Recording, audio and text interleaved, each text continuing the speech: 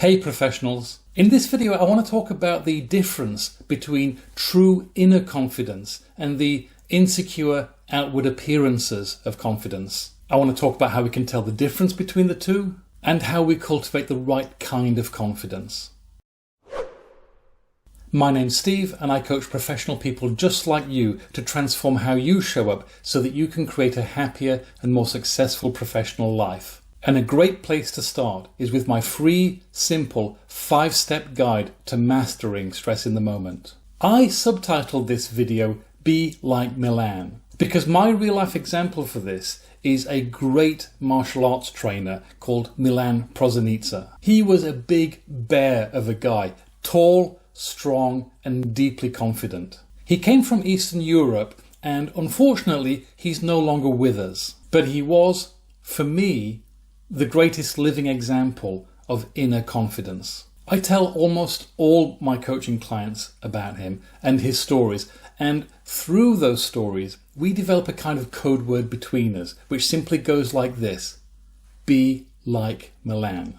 You see, it was with Milan that I would see the best examples, the best contrasts, if you like, between true inner confidence and those insecure outward appearances of confidence. I would get to a lot of seminars that Milan taught, at least in the UK, and I got quite close to him and I saw how he was with other people. Now, very often when you get highly accomplished martial artists, you would find that they would need everybody to know about their accomplishments. They would speak loudly about their accomplishments. And of course they'd embellish their stories and reward admiration.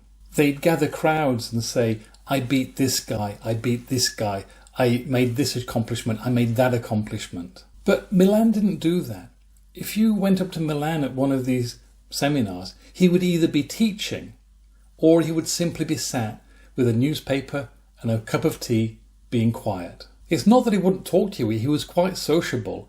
It's just that he didn't need to go around with a metaphorical megaphone telling people about himself. You see, true confidence, deep inner confidence, is quiet. Quiet, but stable as a rock. It's the ego that needs the flattery, and it only needs that when there's insecurity. Milan had no doubts about his ability. He didn't engage in false self-modesty or false self-effacing behaviours. He just had no need for anybody to know about it, and he had no need for admirers stroking that ego. But he did the work, he put the hours in, he practiced, he worked at his skill, and he shared it generously with other people because he didn't have that ego need to hold something back so that he could stay better. He gave everything out. Now, some of these other people who were going around with this metaphorical megaphone telling people how good they were good. What they lacked wasn't their skill, it was their groundedness. Now it's at this point that I'd like to introduce you to a model of quadrants. So we have 2 rows, one for not so good, one for good. And then we have 2 columns, one for not that grounded and one for grounded. Milan was good and grounded. Some of the people who needed other people to know how good they were good but not grounded. Some of them were actually not that good and not that grounded. By the way, if you're enjoying this video so far, do give it the thumbs up and don't forget to subscribe to the channel and click the notifications bell so that you'll know when new content arrives. So what is groundedness? Well, the easiest way I can explain it is as the opposite of insecure. When we're not grounded, it's where we have our self-doubts show up. This is where the ego shows up and needs to have that external validation. It has a need for the admiration of other people. Groundedness is when we don't need that. Groundedness is where we, metaphorically speaking, speak on firm ground, as opposed to ungroundedness, where people speak from shaky ground. And it's our mindset and our beliefs and our experiences which make that ground firm. So what's the work I know you can do? Well, first of all, I'll tell you what it's not. It's not about cheap, quick mind hacks to trick yourself into feeling confident. I know those techniques. I'm an NLP trainer too. And they can be a useful nudge in the right direction. If you are good, you just need a little help to believe in yourself. But too many people use these cheap tricks and hacks to feel confident when they're not actually good and when they're not very grounded.